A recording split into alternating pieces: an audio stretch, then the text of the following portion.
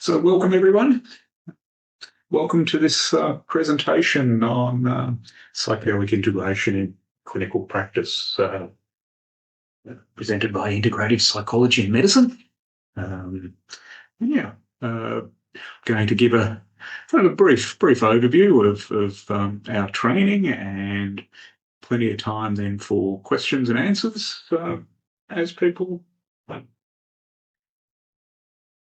are interested.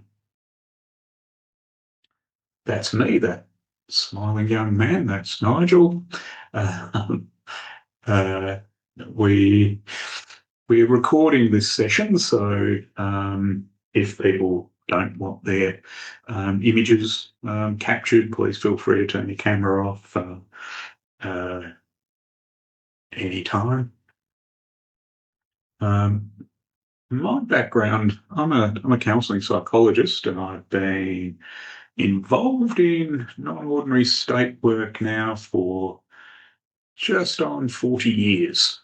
So it seems like a very long time ago. I kind of stumbled into the area initially as a teenager, just exploring the world, and kind of didn't understand what these funny mushrooms were, and I soon learned, and that led me into a working relationship initially with a chap called Alf Foote.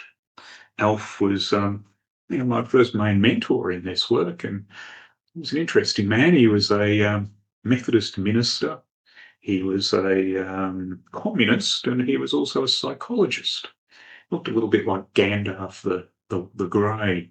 But Alf spent a lot of time with his wife Muriel training psych nurses and psychologists and psychiatrists through the Australian public health system. He had spent some time, he and his wife had gone through some LSD psychotherapy while it was legal in the late 60s, early 70s in Melbourne. And then when the prohibition started, he then went looking for support in non-ordinary state work, and Muriel and he ended up in Esalen, where they met Stan and Christina Groff. So Alf was trained by Stan and Christina, and then he trained me in holotropic breath work, and then I ended up meeting and working with Stan, studying with him for about 10 years. And so that was all, kind of a long kind of introduction for me. And then when, lo and behold, we had the renaissance of psychedelic medicine in Australia, I was invited to participate in the developing of a course to train clinicians. So we developed the Certificate of Psychedelic-assisted therapy in conjunction with Mind Medicine Australia. And my colleagues and I ran a number of iterations of that and trained a couple of hundred therapists in psychedelic-assisted therapy. Since that time, I've been leading some trials. I'm a visiting fellow of the Australian National University, and we did a number of trial sessions in partnership with Monarch, and then more recently another organisation called Paratus. I've also provided training for America, and based in the West Australian kind of primary branch. And one of the things that we've also been doing a lot of is training people in integration work. I'd say that's my kind of main passion in this work is, what we're integrating, and how are we integrating, and what is it this psychedelic medicine is really kind of introducing us to. That's my kind of main interest. And we'll just talk a little bit tonight. Just for those of you that don't know me and haven't seen our work, I'll just talk a bit about our online training, and we also do in-person training in psychedelic integration. So we've got a standalone online training, which is three-day equivalent of training, which is .org, and I'll provide you with an overview of that. So the framework that we operate from in integration work is a three phase or triphasic model of integration. And it gives you real cohesion, structure, and I think confidence with your clients without reducing their experience into a manualised treatment per se. And I've used this kind of model to train people. One of the things that can be really helpful, I do a lot of holotropic breath work, analog work, so we can actually go into a non-ordinary state, but do so without a medicine. So that the advantage is that holotropic breathwork just operates on breathing deeper and faster to music. We go through a process in group where people relax. We go through a kind of just a gentle relaxation process, and then people begin to breathe deeper and faster to a music set that's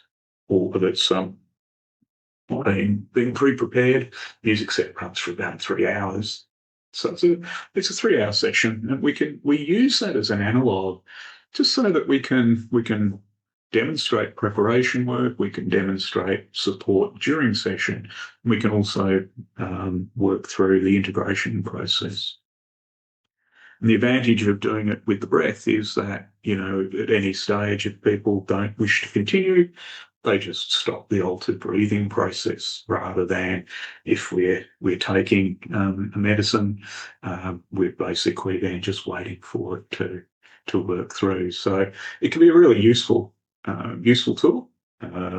Also, one of the trials I ran with Monarch was providing medicine sessions to therapists. We ran a trial process, which we've now run some publications on. And we ran 50 clinicians that have been trained in psychedelic work. So those sort of trials may pop up again and give you an opportunity here in Australia. And there are obviously other places around the world where people can go and actually have the experience of medicine. But I've found the holotropic, and a lot of people that go through the holotropic process describe it as quite similar, or somewhere between MDMA and psilocybin. Can have quite a psychedelic kind of effect, interestingly enough. And so the triphasic model of integration, is really one that is trying to support what we understand of neuroplasticity and what we understand of the operation of psychedelics in the human brain. And as you may know, psychedelic work, some of the theory behind it is that psychedelics dampen the default mode network and allow for neuroplastic neural connections to occur, new linkages. I don't have an image of it, unfortunately, with me today, but there's a famous one that you may be familiar with from Imperial College London, where they show a comparison of a normal functioning brain, and then a brain on psilocybin. And what you see in the comparison is how active the new pathways and networks are under psilocybin. So what we're suggesting is happening with psychedelic session is that the way in which the brain has established itself in relation to the world, so the default mode network grows out of the HPA axis, which is what's active at birth. The salience network comes online and starts to point our sensory perceptions out into the world for threat and opportunity. And for young children, babies, the only thing that the salience network can point to as an alternate brain structure is the HPA axis. So it's hyper and hypoarousal, as you'd be no doubt familiar. In infancy, that's the only opportunity the baby gets to downregulate is through co-regulation. having an adult kind of create that situation. So safety, comfort, predictability. That that dampens the arousal system. With increasing development, the default mode network begins to establish as a structure of learned reactions and survival strategies towards the world. And then as the child develops, the central executive network begins to take on a more dominant process. So what we would describe as the baby growing from the bottom up, and the mind emerging from the underlying biology. And then as we get older, you start to become more top-down dominant, moving from the cortex into the body. So when we take a psychedelic, what I'd suggest, interested in other people's opinions and expertise in this area as well, but what I'd suggest happens is that a lot of the kind of the learned structural responses to the world are suspended, and new opportunities arise, new kind of connections arise, which is why, in medicine sessions, people are so suggestible, so sensitized, and why we as clinicians need to be very, very sensitive ourselves and very, very careful.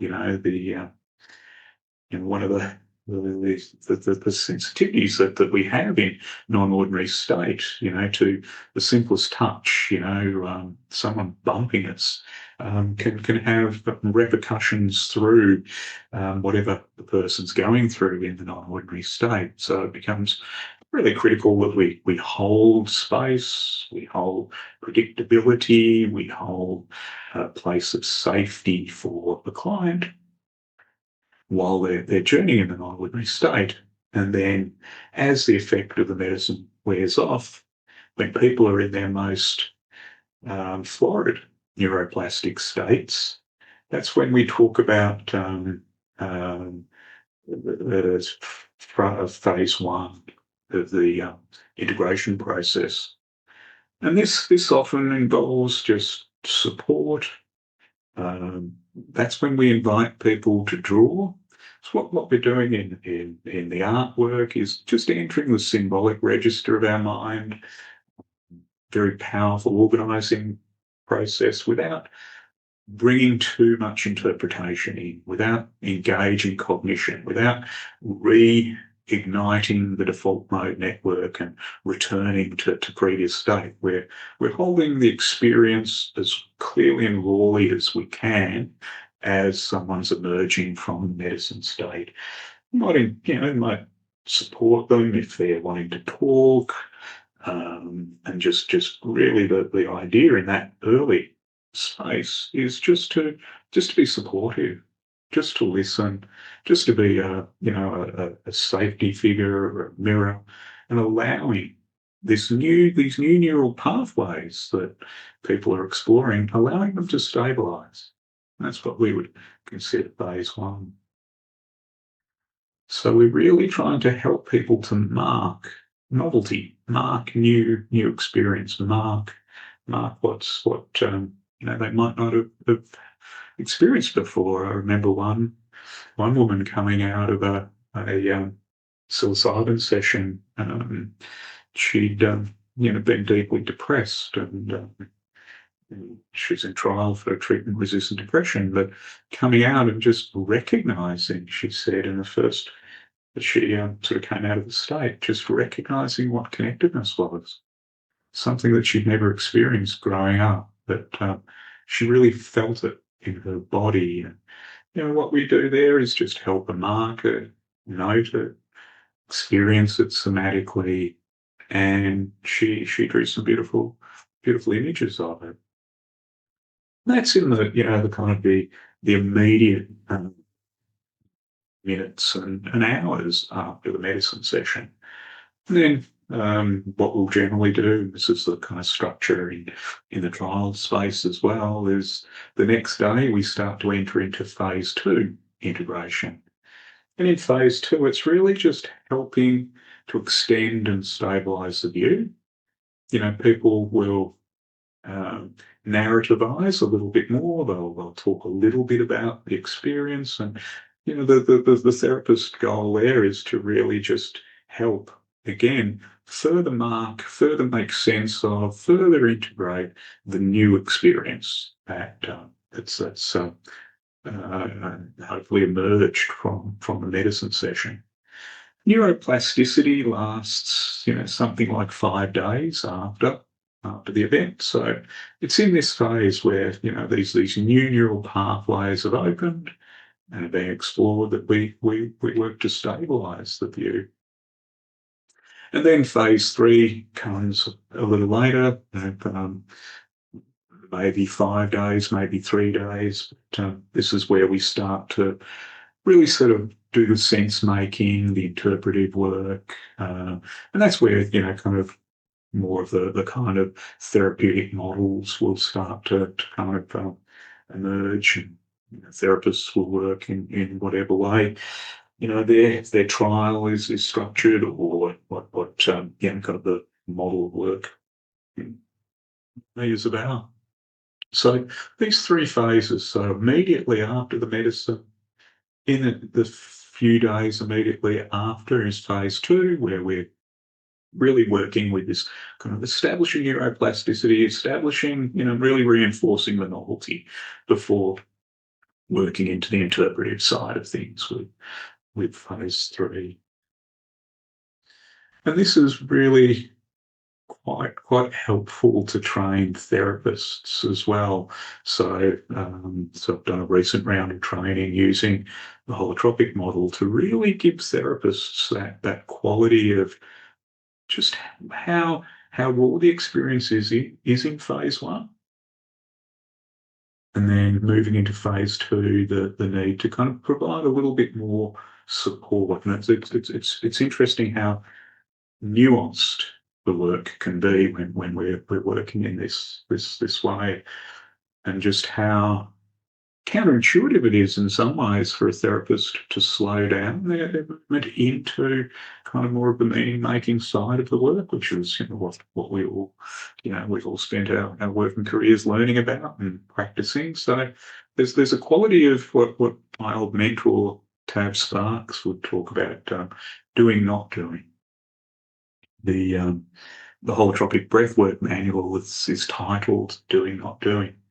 Really about minimal intervention, maximal support and predictability from the therapist, during and immediately after sessions. That manual actually became the basis of the MAPS MDMA training manual. So I'm MAPS trained as well as a few other things, and very very much that kind of quality of providing support, being present with the person, but not imposing too much of our thought processes on someone who's in that really kind of vulnerable and early state. It's a little bit like trying to, kind of ask a baby to do something. You have to support and just be present to them rather than direct them verbally. So phase 1, as I was saying, it occurs immediately following the psychedelic session, and it involves a reorganising and reshaping of the patient's self-concept and perception, with a focusing on establishing safety and stabilisation to self-structure. We use art therapy techniques to provide structure and containment, aiding in the reconstitution of the self and the re-establishing of boundary recognition. In fact, one of the ways that we contain the artwork is it's what Carl Jung introduced, and Stan Groff kind of continued the work. We just actually, on an A3 sheet of paper, draw a circle, and that actually creates a natural boundary for someone to then express the artwork within. Some people will want to move out to the entire page, etc. But it's an interesting process, just the structure of mandala drawing. And this is a period marked by reflection rather than active narrativization, emphasising the reactivation of metacognitive functions. And I'll return briefly to what I mean by metacognitive functions. Phase two is all about extension and stabilisation of the view. So as I was mentioning before, this phase is critical for determining whether the expanded view attained during the psychedelic experience becomes a transient state or is stabilised into a lasting stage. Some of the work I do in integration is to work with people who have had past experiences, often in underground settings, festivals, and things like that. But they've had a session on a psychedelic that was not fully integrated. I was working with someone in a demonstration in a training group where he had a psilocybin session where something incredibly expansive had occurred for him. But, we worked with it and worked in it in this kind of method of phase two, phase three integration we were working with there. Just really zeroing in on what was important in the session for him and, what he remembered and how he felt. And when we'd worked through, what he told us was that session had occurred 20 years earlier. He'd had this incredible opening experience, but then for the next 20 years have lived in this listless state where he was kind of involved in profession. He was a very successful professional, but there was something sort of a little dysphoric that had run through his life. And what it turned out was that he just hadn't integrated this incredibly expansive kind of experience. And therefore, it was sort of sitting in his increasingly distant memory as something wonderful but unattainable. And so it created this sort of unintegrated kind of secondary effect. And this kind of presentation is not uncommon with people that have taken psychedelics in uncontrolled environments where a lot of work then has to be done to kind of make sense and create meaning of something that really can often and inexplicably move outside of people's natural experiences. And the goal in phase two is to slow down the process of narrativization so people aren't running on into trying to make interpretations and stories about what happened, but rather to attune to the key features of the psychedelic experience, stabilizing the metacognitive perspectives going. The therapist's role here is to foster a relational space where the patient can re-experience and extend the key qualities of the expanded view. So again, it's this sort of process of tracking and marking the experience, really naming it, really making it something that's felt. As we all know, we tend to remember things that we feel emotionally rather than things that we simply, conceptually inscribe to our memory system. So the embodied experience becomes really, really central to this sort of process of stabilization. What does it feel like? What's it, like, people will have all sorts of experiences, they're flying as an eagle through the sky, or they're resting in the arms of the Buddha, or, the actual content isn't that important to me. What I want to know is how that felt. What do you notice now when you're going into that symbolic representation? What's happening for you emotionally? What's happening for you in your body? How is it different to other ways that you've felt? And then we get to phase three in the integration process. And phase three is the final phase of integration. And this is really the open-ended, depending on the nature of the engagement of the clients in trials. It's more of a limited thing, but this is really on stabilising the novelty of the psychedelic experience, the identity level. So using the mind's natural tendency to narrativize, and that becomes then the sense-making and the meaning-making. And we've got all sorts of different psychological models that can assist in this process.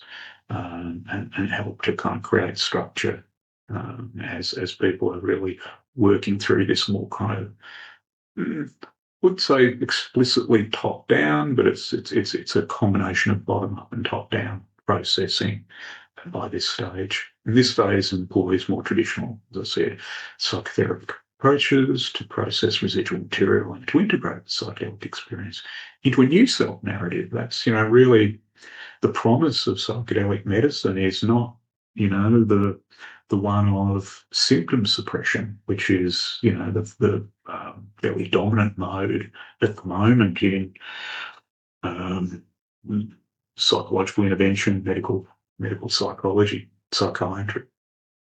So it's really not about symptom suppression, as most of you no doubt would know. It's about expanding possibilities, creating new ways of experiencing and sense making and meaning making, so that I'm no longer identified with this particular style of being, whether it be anxious, depressed, but that I'm experiencing myself somewhat differently.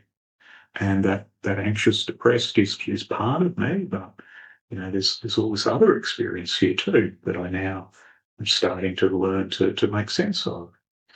And this phase 3 addresses the redefinition of self and agency prompted by the psychedelic experience. But really, this is about reconciliation of life story, ongoing life story. The triphasic model that we've developed and taught in various ways is built on the principles of metacognition and mentalization. And this is, for me, most exemplified in Daniel P. Brown's 3 pillars approach. Dan was a great mentor of mine. He taught for about 48 years at Harvard Medical School and ran a number of different programs there. He actually worked with Groff at the original, I think it was Mayday Hills psychedelic treatment facility in Maryland. And this was a purpose-built treatment centre for LSD psychotherapy for both psychiatric and forensic patients. And Groff worked there. I think Bill Richards was there for a while. And Dan spent some time there. And then Dan used the 3 pillars approach to work with another model of attachment repair that he developed for adult attachment disturbance, which, again, I've also taught significantly over the years. But the 3 pillars approach is a combination of collaboration. So by collaboration, we mean overt collaboration. So this is work that's developed by Liotti and Gilbert and people like that. Human beings, we know, are highly collaborative animals. We group together, we work together in order to achieve goals, and we've been doing that for hundreds of thousands of years. We hunt together, we fish together, ultimately we began to farm together and then, kind of build cities together. But much of what we do in the collaborative frame comes from implicit collaboration. So it's an instinctive way of grouping together, which is where we also become vulnerable, because it means that, we tend to move into collectives like gangs and tribes, and kind of creates all sorts of tensions for the world. What we're talking about here is making the collaboration overt.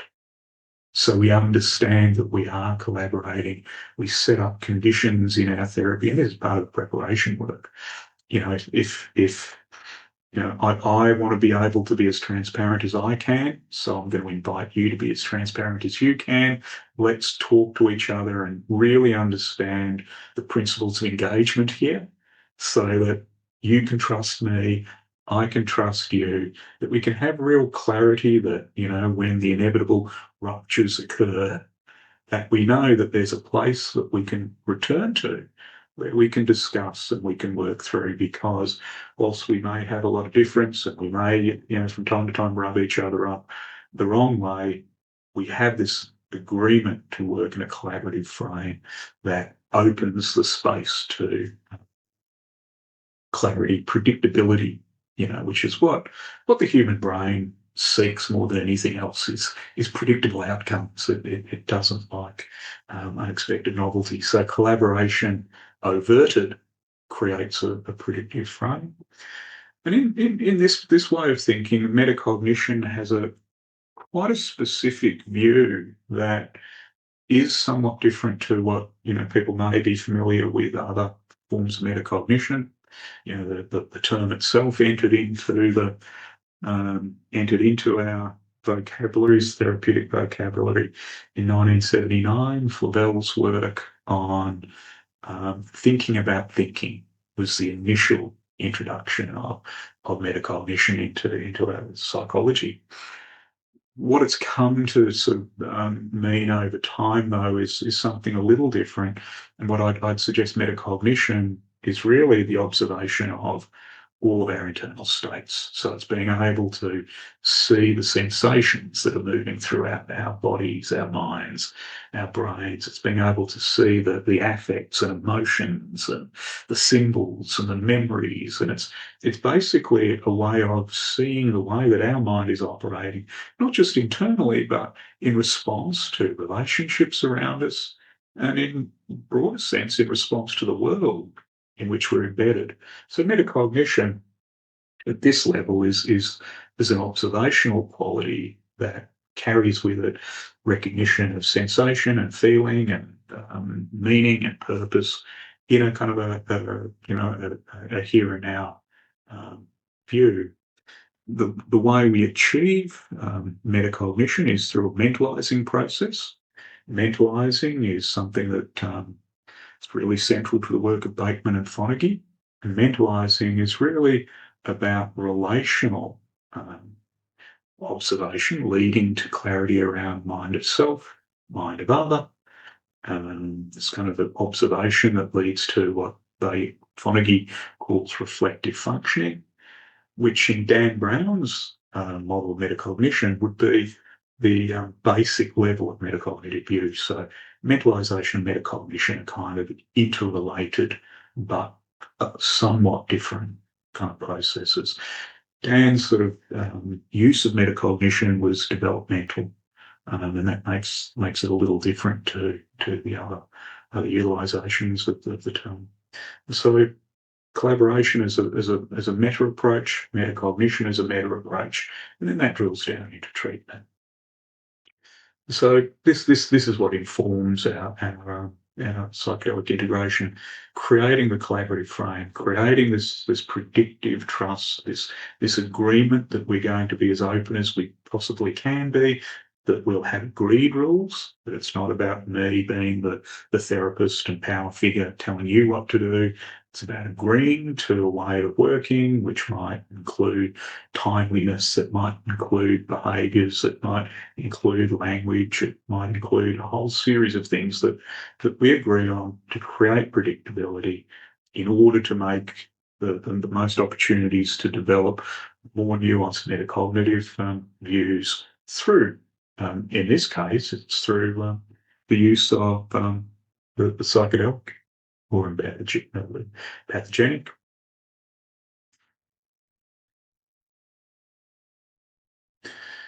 If we've spent many years at integrative psychology and medicine, really trying to generate a clear understanding of how development happens. And, we've been strongly influenced by the work of Ken Wilber, Peter Rosso, who's a great friend at the University of Queensland, and the work of the School of Interpersonal Neurobiology that was kicked off by Alan Shaw and really kind of led by Dan Siegel.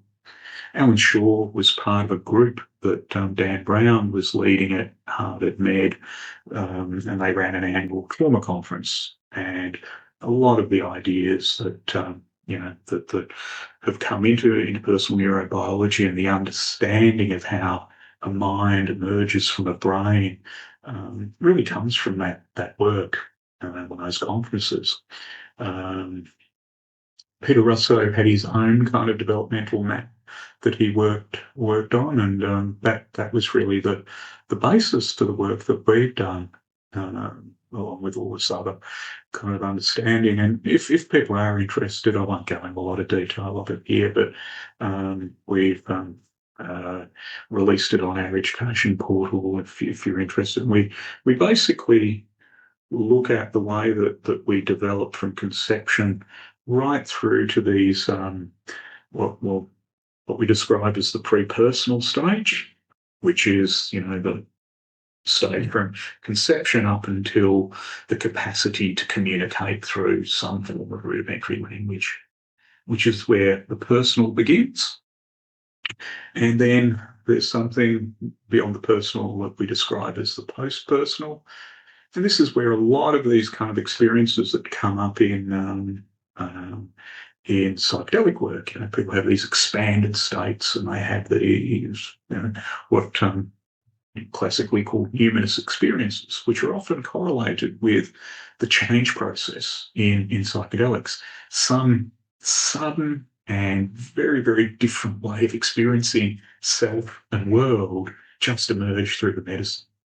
And so what I think is, if we've got a really detailed map of what can be happening in the mind, it just helps us to guide and to understand, because there are so many experiences, and a lot of the experiences that people have in deep meditative states, yoga states, other types of shamanic states that aren't associated with medicine. These deep experiences, and often deeply connective experiences, don't really have much of a home yet in our Western view of psychology. A fantastic book by called The Irreducible Mind by Ed Kelly, and that book really kind of details all of the research on anomalous psychological features that still haven't found their way into kind of a descriptive paradigm of psychology. It's one of the problems we've got, of course, in this industry, is there's something like 500 plus different psychological modalities out there, and pretty much all of them have a slightly different understanding of what a mind is and how a mind works. And so there's all sorts of confusions and complexities that we can get ourselves involved in. So in order to kind of help with the integration process in psychedelic work, in particular, developmental map, we think might be a helpful way of orienting to all of the details that can be occurring for people, and can be, people could be moving through. So I'll leave it there in the presentation. If people are interested, we've got webinars and online training and various other things that, and we'll send these slides out to you. So if you are interested in joining any of our structures or our trainings or doing our online work, please feel free to reach out. And if you've got any other questions, outside of the context of this webinar, please feel free to reach out and ask. And you can get in touch with us there. Emails, website, and our telephone. I'll just open it there in case people have got any questions for me. I'll do my best to answer them, but no promises. G'day, Matt. There's a familiar face. What else do I know? I'm sure I've met a number of you over time. So yeah, if anyone's got any questions for me, let's have a look in the chat. Linda, we'll it's no worries coming late. We'll send out the presentation. Yes, Gina's already answered. Very good, Gina. You're way too efficient for me. had that amazing type of metacognitive experience myself.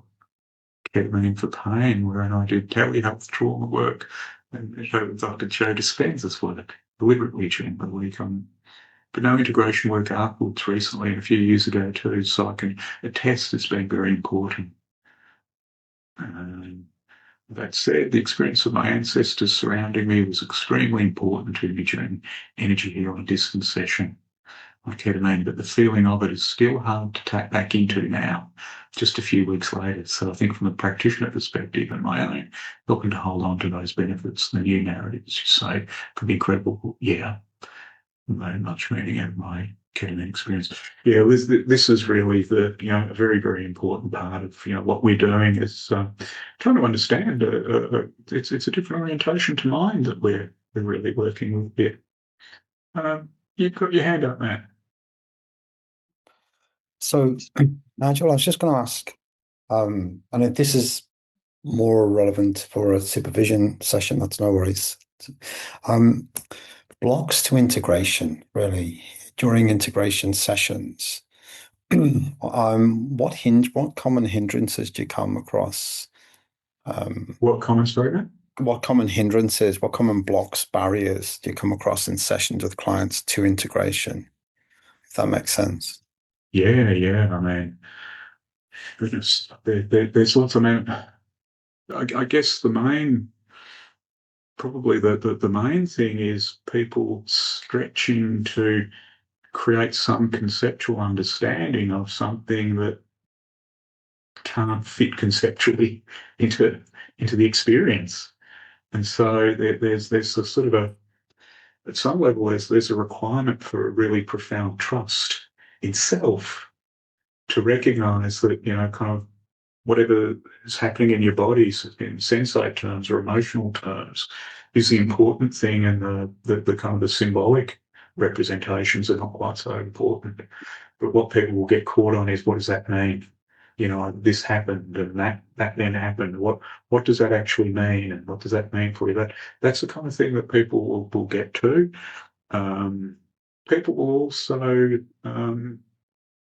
just want to move away from aversive stimulus. We've got a culture that's set up to, kind of chase positive experiences and try and deny negative experiences. And so, when an aversive experience comes up in session for integration, it can be difficult to go there. I had a number of times where people have had experiences of just endless suffering. They see battlefields and they see hell worlds, and the kind of the orientation, the natural kind of orientation is to kind of not go there. That's terrible. Oh, that's awful. But when you actually encourage the approach of the phenomena, what then starts to happen is they recognize that as a type of connectedness. Particularly when someone's really kind of affected by something like chronic depression, where their world is defined through negatives, suddenly that just opens up into connectivity. And all of a sudden, the depression that was this kind of real kind of concentration of self opens up into something different, which then allows this other kind of sense of connectedness. But the challenge is to, as clinicians, to go there, because we don't want to see people suffer. And so in integration sessions, people they move away, and so we'll tend to kind of go with them. That's very true, then, actually. It's really that, yeah. Like you can learn a lot from crap. If we can learn to tolerate it. And then one of the other biggies is, kind of nothing happened. Nothing is something. Breathe into the nothingness. And you're likely to kind of find yourself in some kind of existential space, or you're having a first-hand experience of this really is what hypoarousal is. Oh, like numbing out to YMZ phenomenon. Like, but what will happen is that in integration, the therapist will go, oh, nothing, I can move on. Because how do you work content with nothing? You experience it. Something else within that as well, Nigel. Yeah. For want of a better word, I can't think of another word, a resistance to doing the work outside of the session with the therapist, if you like. I'm not saying it's an active resistance or an intentional resistance. Any comments on that? Again, there's sort of cultural biases, aren't there? And and I think one of the things I'm interested in is helping therapists understand integration. Because I think if therapists have a broader and more nuanced view of the details of mind and these flickers of neuroplastic diversity, if we're more sensitized to that, we're more able to kind of get these little details, then we can help clients expand it. But we tend to kind of look for the things we're trained to look for. And that'll often be the things that are defined according to the models that we're taught. Mm-hmm. But then also, the kind of pathologies that we're taught to look out for. Absolutely. Thank you. That's I really appreciate that. Thank you. Pleasure. Who else has got a question?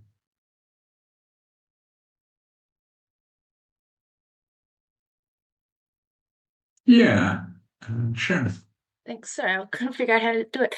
Could you actually expand a little bit on that part around the therapist actually potentially being the actual block in some ways, around us getting caught up in our own modularities, and how that might actually be something we could take on, or how we might actually expand that to make us better at integration?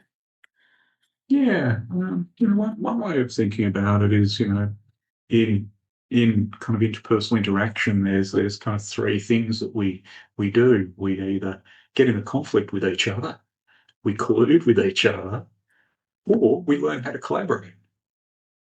And a lot of what we get taught in therapy particularly when people are distressed, is collusion. We move towards them, we try to mollify, we try to ameliorate, logical, it's not suffering. You don't want to sit there and kind of increase that. But in this work, there's a point at which we have to learn to hold ourselves in a collaborative frame with the client, because it's through the suffering often that the resolution occurs. And so we have to hold our natural tendency to take action often, particularly in the early stages, in order to support something to occur and to connect and reframe within the client. So it's sort of really slowing ourselves down. Dan Siegel talks about presence, attunement, and resonance. And presence, attunement, and resonance lead to trust. And being present means that we're present to ourselves. We can see our own processes at work, which is why, one of the reasons that we ran the program for psychedelic experience for therapists, so that people that haven't done a lot of work in the local festival or whatever, that you can have that internal experience and recognise aspects of what a client might go through. And it is a very different way of working. So what we're trying to do is hold ourselves and slow everything down, so that our presence, we can recognise, our body telling us to take action, or our anxiety increasing because, I don't want to suffering, or I don't want an ARPA report, or whatever's going on for us. And then we're attuning to the other. Because when we slow down, we're much better at attuning, being able to track the other. And the more we can see our inner work, the more we can use that to generate analogues, what we call empathy, for the other. And so we start to get this quality of self-other through presence and attunement. And that allows for the third part, which is resonance, the dance, the movement back and forth. So I'm present. I can see this person suffering. If I lean in and ask, do they need something? And they say no, then I move back. And I just sit and bear witness for them to their suffering. And as they move through their suffering, then something of resilience, emergence, understanding kind of happens for them. And they start to take ownership of their experience, because we can't predict what's going to happen in medicine studies. We can't kind of engineer an outcome for people like a CBT session or an ACT session or a DBT session or an IFS session. We can't engineer it because subjectivity is so variable. So many things that can happen. So we need to learn to be with. Just be within support, which is what good parents do for babies.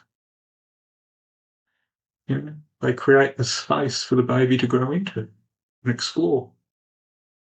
At some level, that's what we're doing with the process of neuroplasticity.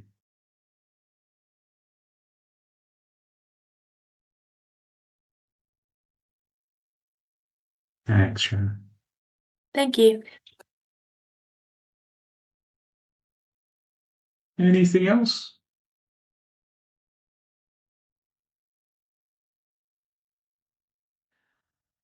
I mean, for therapists involved in this work, this is probably the most creative opportunity that we've had since Freud started writing about sex, and all the novelists of kind of late Victorian Europe started getting inspired by it all.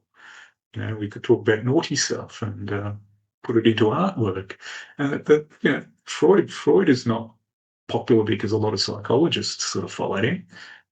Freud's popular because a lot of artists followed him.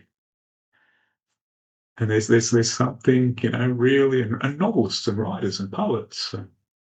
So there's something quite different and quite special about the potential of this work if we do it properly. That's the big question. Deborah. Hi, Nigel. Good to see you again. I'm curious if you've done any psychedelic work with people who have brain traumas or traumatic brain injuries, and whether that's a good idea or a bad idea. Like, I know it's going to be based individually, but or if there's any research. I'd have to look that one up. I don't know. I mean, my initial kind of intuition would suggest that maybe MDMA, because MDMA is generally a much more gentle kind of experience. That would be a kind of possibility there. With psychedelics, 5-MeO or psilocybin or LSD, you're kind of asking to make connections, and if there's physiological damage, then there are pathways we won't know where they'll lead. It would be you'd really have to work through safety and ethics around that. But MDMA is a lot more gentle, and that can kind of create just those positive serotonergic kind of feelings rather than being so much the dopaminergic stuff with psychedelic. I don't know about the better studies. Ash. Thanks, Nigel. Thanks for your presentation. I missed the first 20 minutes or so, unfortunately. So it'll be in your email. Don't worry. Yeah, I'll watch it back. In a recent PAT dosing session, we took note of some of the tracks that we played in the playlist that seemed to be stirring or coinciding with some emotional event, let's say, like with the participant. And we replayed some of those tracks in our integration session immediately after the dosing day. Beautiful. And that helped the client to really bridge back to those states in meaningful ways, and felt like all we had to do was hold space really, and not to talk much about any of that. True to form, with the kind of the day immediately after. I just, with that in mind, I wondered if you'd say one or two things about the use of music in integration. Yeah. Well, I mean, the music's processed in the most primitive parts of our brain. So, when people were in nursing homes and they're dementing, they will, the last thing that they'll do is respond to music. That's why they get the piano accordion player in, or the piano player.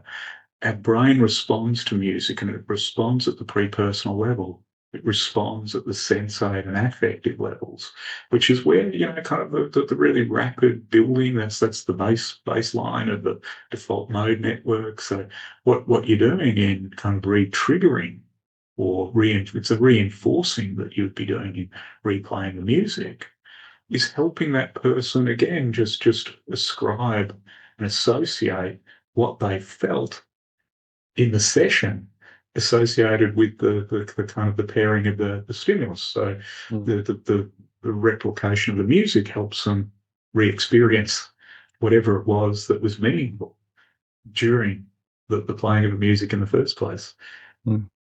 So I think that's a great experiment. Would you use the music in a deliberate way as a memory cue, if you'd been present for the psychedelic experience? I take it sometimes you would see people for integration you've had nothing to do with, their psychedelic experience at the time.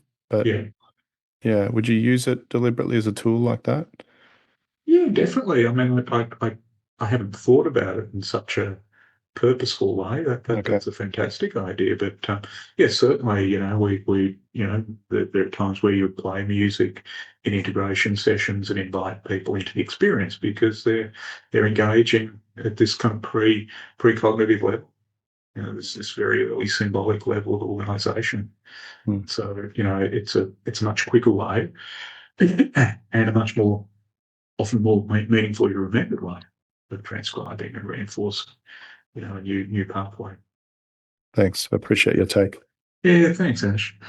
Just looking at, there's a question here. My question, I know some psychiatrists are now allowed to do psilocybin-assisted therapy for PTSD. What do you see as psychologists' potential role to help with that too at the present time in Australia? And do you think psychologists will ever be able to do therapy officially during a psilocybin session? Oh, yeah, definitely. Yeah, I mean, it's happening now. Plenty of psychologists are now running sessions. The psychiatrist sits in their office, browsing their internet. No, they're working hard. But they're on site while the psychologist and the psychotherapist and the psych nurse or the social worker is doing the kind of the intense work in sessions. So, yeah, man. One last question. I was just wondering on the music. I've got two questions which relate to the previous questions that people have asked. On the music, do different types of music make a difference? For example, binaural beats. There's been quite a bit of work done with that sort of thing. So oscillation and that sort of thing, you mean? Yeah. I mean that's sort of. I guess you'd have to kind of really think through what you're trying to achieve, because there's a little bit of directiveness then starting to happen. And rather than allowing the music to kind of just take a path in the background. But of course, like in the music sets that Stan and Christina used to make, they'd have, deliberate kind of, processes to accelerate process or expand. So, I think it's probably just really trying to think through what the intention is and, what some of the problems might be before going ahead and doing it. But thank you for that. And the other question was about pain. I just built on the brain injury question before. Do you know if there's any research on psychedelics and pain? Oh yeah, there's been quite a bit of work done on pain. It's That's how Aldous Huxley died on LSD. And there's been a lot of work done with psychedelics around pain management because as you know, pain's not experienced in the site of the pain. It's an interpretive process of kind of neurological kind of connection. So anything that kind of interferes with the rigidity of that pathway between site of pain and processing of pain is going to do something. But yeah, LSD's been used for pain management a number of times, and there's psilocybin's been used as well for end of life processes. Okay, thanks for that, Nigel. I appreciate that. Right, guys, time for me to head off to the rest of the evening, and it's been fantastic having you all online, and wonderful seeing some familiar faces again, and yeah, much love and good luck with your work, and hold this work well because it holds huge promise for the future.